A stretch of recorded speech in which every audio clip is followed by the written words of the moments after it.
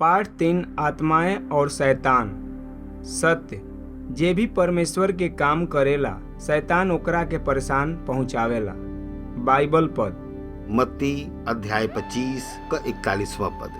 तब ऊ बाई ओर वालन से कहियन, हे शापित लोग, हमरे सामने से ऊ अनंत आग में चल जा, जो शैतान और ओकरे दूतन के लिए तैयार करल गयल हो। परिचय। बाइबल हमनी के अदृश्य आत्मा के बारे में बतावतिया। आत्मा के उत्पत्ति परमेश्वर के अलग अलग योग्यता के अनुसार असंख्य अदृश्य आत्मा के रचना कइले बाड़न। परमेश्वर सब आत्मा से महान बाड़न, उहे सब आत्मा के बनौले बाड़न। अदृश्य आत्मा के पास शरीर नइखे। सब आत्मा परमेश्वर के जैसे हरेक जगह पर नइखे। बाइबल में अदृश्य आत्मा के स्वर्ग दूत के नाम से जानल जाला। ज्यादातर स्वर्ग दूत अदृश्य बाड़न, लेकिन कुछ आत्मा परमेश्वर के ओर से खास समाचार खातिर दिखावल गईल बाड़न।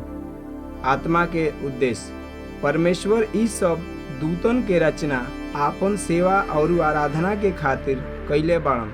जितना आत्मा के परमेश्वर रचना कइला हन उ सब अच्छा रहलन। परमेश्वर कौनो बुरा चीज उत्पन्न नइखन कइले, काहे कि परमेश्वर पवित्र बाड़न। शुरुआत में सारी आत्मा परमेश्वर के साथ स्वर्गदूत में निवास करत रहे। लूसीफर सबसे खूबसूरत और बुद्धिमान स्वर्गदूत रहे। परमेश्वर का कइलन, ओकरा के सब दूतन के अधिकारी बना देलन। ओकरा घमंड हो गईल और ऊ परमेश्वर के समान बने के खातिर सोचे लागल। लूसीफर पहला रहल जौन की पाप कइलस, और 1/3 स्वर्गदूतन परमेश्वर के विरोध में होकर साथ देलन। परमेश्वर ओकरा के अपना बराबर होखे खातिर जगह ना देलन और ओकरा के स्वर्गदूतन के अगुआ के पद से हटा देलन। परमेश्वर लूसीफर और ओकरा साथी स्वर्गदूतन के स्वर्ग से निकाल देला हन, काहे कि परमेश्वर सर्वशक्तिमान बाड़न। लूसीफर और ओकर बुरी आत्माएं। लूसीफर और ओकर बुरी आत्माएं परमेश्वर से नफरत रखेला। अभी लूसीफर शैतान के नाम से जानल जाला। एकर मतलब दुश्मन।